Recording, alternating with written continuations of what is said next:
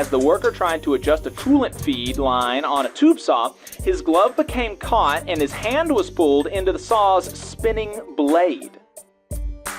Which side are you on? Which side are you on? I promised you Boss Watch. We're going to do Boss Watch. We have an Alabama employer on the list this week, and so many companies stealing from their employees and putting them in illegally dangerous workplaces that we didn't even have room to include EEOC cases this week. It's a lot of stuff. Really bad. The bosses are wilding out on their employees in a not good way. So let's start with Alabama. The Texas-based operator of an Eclectic, Alabama, I've never heard of that city, Eclectic, Alabama manufacturing facility could have prevented a 20-year-old worker from suffering an amputation if the employer had followed required federal safety standards, a U.S. Department of Labor investigation determined. After Maddox Incorporated reported a March 23, 2023 employee injury, investigators with the department's Occupational Safety and Health Administration determined that as the worker tried to adjust a coolant feed line on a tube saw, his glove became caught and his hand was pulled into the saw's spinning blade. The worker then suffered the amputation of 3 fingers. A manufacturer of retail shelving and displays, Maddox received citations for 2 repeat, 3 serious, and 3 other than serious violations and faces $158,000 in proposed penalties. OSHA's inspection specifically found that the company allowed employees to perform maintenance on an automatic tube saw without following lockout tagout procedures. Folks, we've been doing this Boss Watch thing for like 3 or 4 weeks, a month now. Every week, we've got an employer not following lockout tagout. That's every week. And it's always leading to amputations, leading to serious lacerations, leading to employees being killed. Lockout tagout, so important. Got to do it. The employer also did not ensure employees had the knowledge and skills to safely apply, use, and remove energy controls on automatic tube cutters. It permitted employees to operate a press machine with an unguarded material carriage, which exposed them to pinch point hazards, failed to provide guards for a tube cutting saw's blades, leaving employees exposed to amputation hazards, did not repair a broken emergency stop button on the side control panel of an automatic saw. A broken emergency stop button. That's like an important thing to have on a dangerous piece of machinery. Since 2018, OSHA inspections at 2 Maddox Incorporated facilities in Alabama and 1 in Texas have identified 1 willful violation and 8 serious violations. The inspections included a 2019 OSHA investigation of an employee's amputation injury in Eclectic that found similar machine guarding and lockout tagout failures for which OSHA cited the company for 3 serious violations.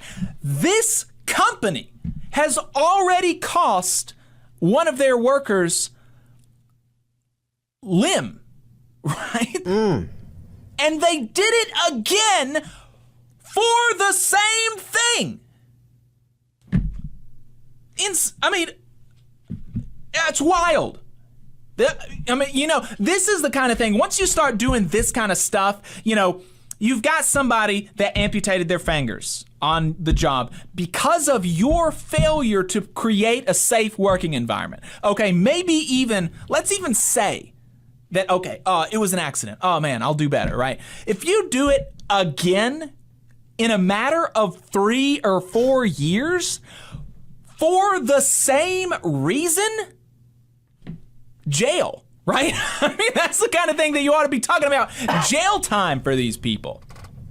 But, you know, look, bosses are better than us. That's how the law sets it up. Bosses are just a totally separate class of creature from their employees under the eyes of the law. And so instead Particularly here in Alabama. Especially here in Alabama. And so instead of somebody facing jail time for mutilating a person multiple times for the same reason, they only have a fine of a couple $100,000 and they're going to be able to go about their merry way. It's wild. Okay, moving on. In Texas, A federal workplace safety investigation has found that a Farmersville construction contractor could have prevented the loss of a 23-year-old employee by following required safety procedures for operating a mobile crane at an Aubrey work site. Investigators with the U.S. Department of Labor's Occupational Safety and Health Administration learned that the worker and other employees of S&D Erectors Incorporated were constructing a metal building when the crane collapsed in March of 2023. The agency determined that the company exposed its employees to struck-by hazards by overloading the crane beyond its weight limitations. And listen to this. OSHA cited the company for 4 willful violations related to not using temporary alternative measures when the load and radius cell did not work, operating a mobile crane in excess of its rated capacity, and requiring the crane operator to operate the crane in a manner that exceeded its rated capacity. I mean, that's you're talking about like wicked stuff there, you know? Yeah, absolutely. Like evil. OSHA also cited S&D Erectors for 11 serious violations for its failure to create and employ an accident prevention program, perform frequent and regular inspections of the work sites, or meet federal safety standards for crane inspections, wire rope inspections, and other hazards. So the agency has proposed a whopping $262,000 in penalties for the loss of a life. The company has 15 business days from receipt of the citation and penalties to either comply, request an informal conference with OSHA's area director, or contest the findings. Hey, 5 seconds. Just wanted to say that this is only possible because of our donors. If you want to see more of this, then consider donating yourself at tvlr.fm/donate. Finally, still in Texas, we got this tip last week, and I wanted to spend a little bit more time on it. From 2010 to 2020, the Texas Workforce Commission ordered employer thieves to give back $99 million. A Rutgers study found that only 20% of that has been recovered by the workers from whom it was stolen. Wow. That, and that brings up something the brother who was with us this morning talked about in terms of enforcement. It's not just the law, but the enforcement. Mm-hmm. Wow. Only 20%. Yeah. This is money these people were owed. This is money that not only were they owed, right, but this is money that the government has found the employer guilty of stealing, right? I mean, right. This isn't even, they have studies, and we're going to get into this. There are also studies about, there is the question of how much is found to be stolen, but obviously we know that bosses steal more from workers than they report. And so there are attempts to find that number too. But this is just the number that the government has investigated and ordered the employer to pay back. Right. So it's a very conservative estimate of wage theft, certainly. I mean, I'm thinking about even like grievances that I worked on where we busted the employer and they acknowledged it, right? They acknowledged that they made a mistake or, of course, that's all they would acknowledge. They're not going to acknowledge their intent behind it. But, where they were busted, but still would like slow walk trying to actually pay out the back pay that they had agreed to pay, right? Mm-hmm. And so in this case, like the idea that they've already been found guilty, so to speak, and it's already supposed to be happening, and like you're that worker and you've already got your hopes up, right? You've won your case. Mm-hmm. And you still can't get your money back. Right. Oof. That is very frustrating. Yeah. Wacky stuff. The Dallas Morning News told one worker's story. Oscar Torres has logged hours working at construction sites across Dallas-Fort Worth throughout the last 7 years. 6 times now, he has not been rightfully paid, he says, losing upwards of $5,000. He's tried to recover those unpaid wages, filing claims with the Texas Workforce Commission, despite an order being ruled in his favor, signaling that his employer owed him money. He's never seen a nickel of it.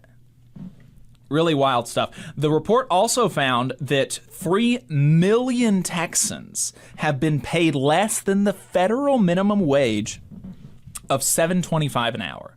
And that's just one form of wage theft, right? You've also got violations of Davis-Bacon on federal construction sites. You've also got violations of the overtime provisions of the Fair Labor Standards Act. You've also got, you've got other forms of wage theft, right? Stealing lunch breaks.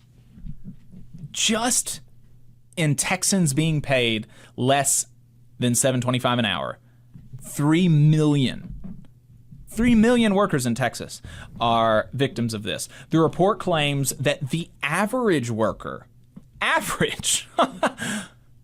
in Texas, loses $4,000 to wage theft every year, totaling $12 billion in losses to employer theft in the last 14 years. Here, I mean, again, Texas, just Texas, right? Not the rest of the country, just Texas. While the average wages ordered per claim continued to rise from $1,613 in 2010 to $2,249 in 2020 by the Texas Workforce Commission, the average amount paid during the same period declined from $435 to $406. To be fair, though, and just so that somebody doesn't go and research this and say that we didn't include this, the Texas Workforce Commission disputes the total number of unpaid claims. They say that no. It's not 80% of the orders are unpaid. It's only 40%. Oh, okay. Still not a good number. 40% of the orders that you have given out over the last 10 years, even if we just take them at face value and say that's true. I'm not inclined to believe the Texas state government over, Rutgers, right? But, let's say that's true. Okay? That is $50 million that is still owed to employees that bosses have stolen and that they haven't given back. Really wild stuff happening over there in the Lone Star State. So like I said, there were several other releases from the Department of Labor and OSHA and the Wage and Hour Division, so we're going to get through those in a rapid-fire manner in dishonorable mentions. Dollar Tree made an agreement with OSHA to conduct a nationwide safety assessment and fix issues or face a fine of $100,000 per day of violation, up to $500,000. They also agreed to pay $1.35 million in penalties and fines. OSHA has issued 403 violations at Dollar Tree and Family Dollar stores since 2017, resulting in more than $13.1 million in fines to date. Last time we talked to Dollar General, I reminded people, you hear $13 million and you're like, oh, wow. And then you hear $13 million and then you think about your local Dollar Tree, right? And you don't imagine that your local Dollar Tree has that much money, okay? Dollar Tree is a national chain that made literal, actual billions of dollars, not in revenue, in profit last year. Okay? So, context. Investigators with the department's Wage and Hour Division found that a North Carolina home health care service, Community Alternative Housing, paid employees straight time hours for all hours worked. By doing so, the employer failed to pay the employees a time and a half premium for hours over 40 in a work week, which is an overtime violation of the Fair Labor Standards Act. The Department of Labor recovered $174,751 for 50 workers. That's going to be a big payday for those folks. Investigators with the U.S. Department of Labor's Wage and Hour Division found the employer deducted lunch breaks automatically without first making sure that workers did, in fact, take a lunch break. That employer was the S&W Renovation and Landscape Contractor Incorporated in Rolette, Texas. The automatic deduction caused overtime and record-keeping violations of the Fair Labor Standards Act. The DOL recovered $103,000 in back wages and damages for 104 workers. 2 Sonic Drive-In franchisees in South Carolina found 91 children under age 16 working longer and later than legally allowed by child labor provisions in the Fair Labor Standards Act. The DOL assessed about $60,000 in civil money penalties for the violations.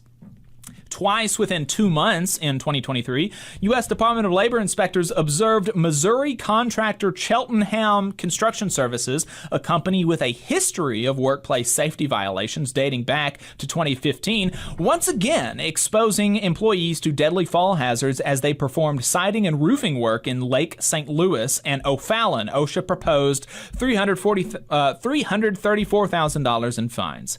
A federal investigation has found that a Virginia-based information technology support company under contract with the U.S. Marine Corps in North Carolina incorrectly classified 10 workers as exempt from overtime, leading to the recovery of $77,000 in back wages and benefits owed to them. A federal investigation has found that a San Antonio wire drawing company could have prevented an employee from suffering fatal injuries by following required workplace safety standards. Folks, you're going to save a lot of people's lives, a lot of people's injuries, and a lot of money by following required workplace safety standards. OSHA proposed $300,000 in fines for the violations. The U.S. Department of Labor filed a lawsuit against Tyler Pipe Company alleging violations of federal whistleblower protections after the company fired an employee because they requested to use a respirator to protect them from smoke and fumes in the work area. The department is seeking to make the employee whole. U.S. Department of Labor investigators found 5 Florida skating rinks allowing 33 14 and 15-year-old employees to work outside of legally allowed hours, which is a violation of the child labor provisions of the Fair Labor Standards Act. The department proposed $26,000 in civil money penalties. We're going to end it with a warning for bosses in New Orleans. The Wage and Hour Division's New Orleans District Office has partnered with the Workplace Justice Project, which is a nonprofit worker advocacy organization, signing a memorandum of understanding to improve both organizations' effectiveness in providing critical services to low-wage workers. The memorandum establishes a partnership that will cross-train staff on how to identify labor violations and increase information sharing between the agencies to help prevent and respond to potential violations, to potential federal violations better. The initiative will also improve both agencies' ability to educate workers on their labor rights and protections. Wow, that's really cool. Very cool for our like listeners that. In New Orleans. Yeah, I like that. And anyone listening who's connected to that, hit us up. I'd love to talk to you all about what you're doing and see, what we can learn from that. Something else that came to mind as we were talking about all this wage theft, just highlights again the reason why we advocate for all workers to have unions, right? Because unions when you come together with your coworkers as unions, you're able to organize and fight inside the workplace and hold employers accountable, and secure contracts, secure things in writing, and then hold the employer accountable to that, and fight for your members and fight to get their pay and fight to get their right benefits. You can do that. So that's why, I think it's important that all workers deserve a union. And there are a lot of workers out there who do not have unions right now or do not have access to unions at the moment. And that's a shame. And for workers that do have unions, it's important that you're active in your union and you're involved and you're always thinking about how to make it stronger, because that's really key is continuing to build and strengthen your union so that you can hold your employers accountable, and so that you can fight for your members and improve the lives of your members, so that you're not dealing with these situations, right? Because you don't. And I imagine that for many of these situations, it's non-union workplaces. That's not something that's necessarily going to be mentioned in the press release, so to speak. Not exclusively, but imagine oftentimes these are non-union environments where some of these violations Right. are happening, because by and large unions can prevent some of these violations of safety and violations of wages and violations of child labor law. And that was another one. The child labor is just really, it really is becoming more and more of a problem in this Right. country, and in the South in particular. You just saw a clip from the Valley Labor Report. We are live every Saturday morning from 9:30 a.m. till 12:30 p.m. And we pride ourselves on keeping all of our content free to everybody so that we can talk to as many working folks as possible. If you support the work that we're doing, you think that it's important, you think that it's good, then consider making a monthly contribution to the project, and you can do that on our website, tvlr.fm.